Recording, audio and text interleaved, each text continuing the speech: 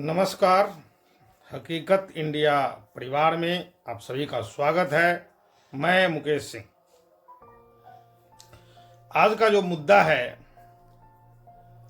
वह शिक्षा से जुड़ा हुआ मुद्दा है। जो शिक्षा व्यवस्था जो हमारे बिहार का जो आज के समय में है या कुछ दिनों से है, पहले से भी बहुत चरमरा गया हुआ है शिक्षा व्यवस्था, उस पर है जो हमारे बिहार का जो शिक्षा व्यवस्था है उसके लिए कौन जिम्मेवार है। क्या जो टीचर है वो लोग, या बिहार सरकार और बिहार सरकार की जो सिस्टम है वो, या हम जनता। तो मेरा मानना है जो सबसे बड़ी बात है, शिक्षक को मैं इसमें दोषी नहीं कहूँगा। ठीक है, कुछ अपवाद ऐसे होते हैं जो पैसा तो लेते हैं, पढ़ाने से भागते हैं, तो उनकी बात छोड़ दिया जाए। अब यहाँ है जो शिक्षा व्यवस्था, हम उस बिहार से हैं, हम सभी बिहार वासियों के लिए, हम का प्रयोग यहाँ सभी बिहार वासियों के लिए, हम उस बिहार से हैं जहां पे विश्व का सबसे पहला आवासीय विश्वविद्यालय, जो तक्षशिला के बाद दूसरे नंबर पर इस विश्वविद्यालय का स्थान आता है, लेकिन आवासीय में विश्व का नंबर 1, और जो 5वीं सदी में जिसका गुप्त वंश के सम्राट कुमार गुप्त ने इसका स्थापना किया, और फिर जो भी आक्रांता लोग आए गए, बहुत सारी कहानी है, उतना अब इस पे डीप पर जाने का न समय है न अभी मैं जरूरत समझता हूँ, क्योंकि हम बात कर रहे हैं शिक्षा व्यवस्था पर। तो भैया मुद्दे पे आ जाते हैं। जो हमारे यहाँ का जो शिक्षा व्यवस्था है वह सिर्फ और सिर्फ जो सिस्टम है, सिस्टम, और बिहार सरकार की मैं बात कर लूँ तो बिहार सरकार का इकलौता एम है बिहार को सिर्फ और सिर्फ शिक्षित करना। आप समझ रहे हैं ना, उनका इकलौता एम है राजनेताओं का, बिहार सरकार में बैठे जो तत्व हैं, उनका एक ही लक्ष्य है, सिर्फ शिक्षित करना है। नाम, गांव, पता, स्थान आपको आ जाए, रेस्ट आपको ना आए तो ज्यादा अच्छा है। तब ना उनके इशारे पर हम लोग नाचेंगे, जातीय उन्माद से प्रेरित होकर, तो कभी कुछ कभी धर्म के नाम पर, तभी तो उनके इशारे पर हम लोग नाचेंगे। अगर ज्यादा पढ़ लिख लोगे, समझदार हो जाओगे, कॉलेज वॉलेज सब घूम लोगे, सही से सारी सुविधा दे देंगे, तो उनके हिसाब से तो हम और आप नहीं नाचेंगे भैया। तो सरकार का पहला लक्ष्य है लोगों को सिर्फ और सिर्फ साक्षर बनाना, न कि शिक्षित करना। शिक्षित करना और साक्षर बनाना दोनों में अंतर है। शिक्षित करने का मतलब है समुचित ज्ञान देना, और साक्षर बनाने का मतलब है वह नाम, गांव, पता, स्थान का ज्ञान आपको हो गया। तो सबसे बड़ी बात है इसमें बिहार सरकार और बिहार सरकार का जो सिस्टम जिम्मेवार है, मेरा मानना है। हालांकि हकीकत भी यही है, जो बिहार में जो शिक्षा व्यवस्था का जो बुरा हाल है उसके लिए सिर्फ और सिर्फ बिहार सरकार और बिहार सरकार का सिस्टम जो शिक्षा व्यवस्था के लिए उन्होंने अपना बनाया है वो जिम्मेवार है।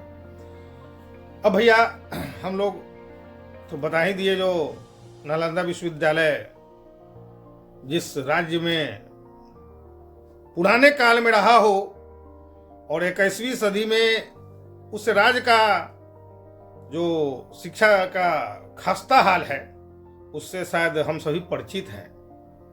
तो मेरा कहने का मतलब है जो बिहार में जो पुरुष मतलब मर्द लोगों का जो साक्षरता हुआ है वो 70% के आसपास है, महिला में कितना है तो लगभग 53%। अब बताइए इससे कैसे हम एक समुचित विकासशील राज्य की कल्पना कर सकते हैं? नहीं कर सकते भैया। जहां साक्षरता दर इतना कम हो, ये साक्षरता दर है, शिक्षित दर नहीं है। हम आपको ऐसे ऐसे लोगों को बिहार में मैं जुड़ रहा हूँ, लोगों को देखता हूँ, बच्चों को देखता हूँ, भैया किस क्लास में हो तो क्लास 6 में है अंकल, और उसको ज्ञान जो है वो ठीक से हिंदी वो अपना नाम भी नहीं लिख पाएगा। यह हालात है। अब इसके लिए कोई कहेगा भैया टीचर जिम्मेवार है, तो उस चीज को मैं नहीं मानता। टीचर स्कूल आते ही पढ़ते हैं भैया, आप टीचर को आप बैल बना दोगे, क्लर्क बना दोगे, टीचर का काम है टीच करना। आप टीचर को बना दिए हो, बिहार सरकार और बिहार सरकार का सिस्टम टीचर को बना दिया भैया क्लर्क। कभी पशु गणना करा रहा है, कभी मकान गणना करा रहा है, कभी जाति गणना करा रहा है, कभी शौच वाले को ढूंढवा रहा है, कभी कुछ करा रहा है, कभी दारू वाले को ढूंढवा रहा है। अरे भैया क्या नौटंकी लगा रखे हो यार सरकार में बैठे पागलो, ये क्या नौटंकी है भैया। अब यह नौटंकी सिर्फ और सिर्फ इसमें सबके मूल जो कारण है वह यही है, जो सबके पीछे का जो हकीकत है उसमें हम सभी जनता ही है। कारण कौन है? हम सभी जनता। भैया 21वीं सदी में जी रहे हो, अपने भी कॉमन सेंस होते हैं, हर कोई थोड़ा बहुत पढ़े है, कोई 10th है, कोई +2 है, कोई BA है, कोई MA है, कोई कुछ है। हालांकि ज़्यादा पढ़ लिख लेने के बाद लोगों का हम सुनड़ी पिया सुनड़ी या गाँव के लोग वही वाली बात हो जाता है, अब आगे नहीं बोलेंगे। तो मैं, मेरी बीवी, मेरे बच्चे पढ़ी सिमट के ज़्यादा पढ़े लिखे लोग रह जा रहे हैं, पहले वाली बात नहीं रही।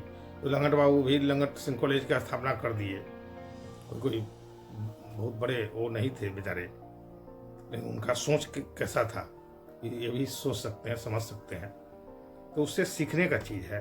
क्या वो अपने खानदान के लिए वो कॉलेज का स्थापना किए थे? क्या समाज के लिए किए थे? उस समाज में हर वर्ग के लोग आता है। तो हम सभी बिहार वासियों को यहाँ एक लक्ष्य लेकर चलना होगा। जो हम लोग जिस सरकार की बात आज मैं कर रहा हूँ, जिस सिस्टम की बात कर रहा हूँ, उस सिस्टम को बदलने के लिए सरकार में बैठे नालायक लोगों को पकड़कर नीचे उतारिए, बाहर कीजिए।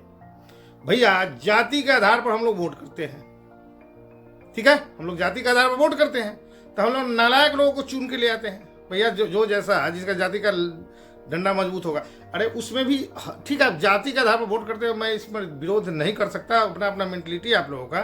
लेकिन भैया आप पढ़े लिखे को चयन कीजिए ना। एक चीज बताइए, लालू जी, अब एक उदाहरण ले रहा हूं, बुरा कोई ना माने, लालू जी का बेटा 10वीं पास नहीं है, छोटा वाला जो मुख्यमंत्री बनकर स्वास्थ्य मंत्री बनकर बैठा पड़ा है, तो उससे आप उसके गतिविधि या उसके क्रियाक्रम से आप कैसे संतुष्ट हो जाइएगा? कैसे समझिएगा ये आपके बच्चा को पढ़ाने के लिए बहुत एफर्ट लगा देगा? चाहेगा जो बच्चा आपका बहुत अच्छा पढ़ जाए, अच्छा कर जाए?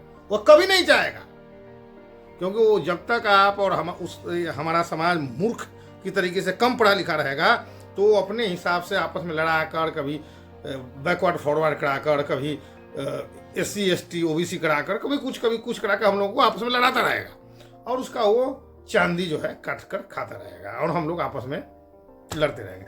तो इस मेन विचारधारा से ऊपर उठने की जरूरत है हम सभी को। किसी एक जाति की बात नहीं है, एक धर्म की भी बात नहीं है। सबको यह समझना होगा, ये मुट्ठी भर जो राजनेता है वो मुट्ठी भर ही है, पूरा हाथ हम लोग हैं, वो है मुट्ठी भर, इतना ही है वो लोग। तो उन लोगों के मेंटलिटी, उन लोगों का जो दिमाग है जिसमें खुराफात भरा हुआ है, समाज को बिखराने का, तोड़ने का, अनपढ़ रखने का, सिर्फ साक्षर रखने का, शिक्षित करना नहीं, सिर्फ साक्षर रखना है उनका, उससे ऊपर हम लोगों को उठना है। हम लोग अपने हक, अधिकार, आने वाले भविष्य, आने वाले जनरेशन के लिए वैसे नालायक लोगों को हटाएंगे, और अच्छा बिहार, नया बिहार, नई क्रांति के लिए हम लोगों को जगना पड़ेगा। फिर मैं एक बार जगने शब्द का प्रयोग कर रहा हूं, क्योंकि यहाँ हम सभी दिमागी रूप से सोए हुए हैं। जो दूसरे के डील होते हैं भाई, सबको अपना आत्मबल होता है, आत्मज्ञान होता है। मन से सोचिए, हृदय से सोच कर देखिएगा। जो बिहार की दशा है उसके लिए जिम्मेवार सिर्फ और सिर्फ हम सभी हैं, कोई बाहर का लोग नहीं है। तो भाइयों, उस पर ध्यान देने की जरूरत है। और मैं छोटा सा एक और बात बोलना चाहूंगा। आज के डेट में सुनिएगा कि नीट की तैयारी करे भेजे हैं, कहाँ भेजे? इंजीनियरिंग कहाँ भेजे भैया? कोटा राजस्थान। कहो भैया, राजस्थान में आपको मैं बता दूं, जो कोटा राजस्थान, उस राजस्थान के लोग नहीं पढ़ते हैं, वहाँ ज़्यादातर बिहार झारखंड के लोग हैं, कुछ पूर्वी यूपी तो भरा पड़ा है, वहाँ के लोग चांदी काट रहे हैं। जबकि वहाँ सिर्फ व्यवस्था क्या मिलता है भैया? टीचर 100 में लगभग 70 से 75 टीचर हमारे बिहार से हैं। स्टूडेंट 100 में 70 से 80 स्टूडेंट बिहार से, झारखंड से है, कुछ बंगाल वाला पोर्शन का भी है, कुछ पूर्वी यूपी का भी है, राजस्थान का इक्के दुक्के होगा। तो ये समझने की जरूरत है हमको और आपको।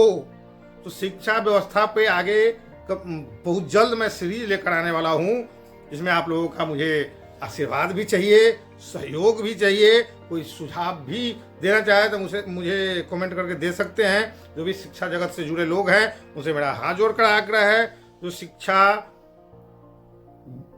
को सिर्फ साक्षरता तक नहीं रहने देना है, शिक्षा को शिक्षित होने तक, हर वर्ग शिक्षित हो, हर वर्ग समझदार हो, हर वर्ग को आत्मज्ञान हो, हर वर्ग हिस्सा ले समाज के बीच। इस भावना के साथ हम लोगों को शिक्षा का अलख जगाना है। तो भैया जात पात को मिटाना है और जो है नालायकों को जो है ना भगाना है। तो उस हिसाब से देखकर हम लोग चलेंगे। आपको किसी शिक्षित को चुनिए। अब नन मैट्रिक से उम्मीद कीजिएगा जो शिक्षा व्यवस्था हमारे दुरुस्त कर देगा, आपके बच्चा को ग्रेजुएट करा देगा, और यह उम्मीद करते हैं तो शर्म है ऐसे उम्मीद पर। ठीक है, तो आज इतना ही। और एक चीज और मैं लास्ट में बोल रहा हूं जो मुझे फर्स्ट में बोलना चाहिए था। जो भाई प्लीज यूट्यूब पर सब्सक्राइब करे, लाइक करे, कमेंट करके मुझे सुझाव दे, फेसबुक पर फॉलो करे, लाइक करे, कमेंट करके मुझे सुझाव दे। धन्यवाद। सभी बिहारवासियों को महाशिवरात्रि की बहुत बहुत शुभकामनाएं। आज भगवान शिव और माता पार्वती का विवाहोत्सव का पर्व धूमधाम से मनाया जा रहा है। जय बाबा भोलेनाथ।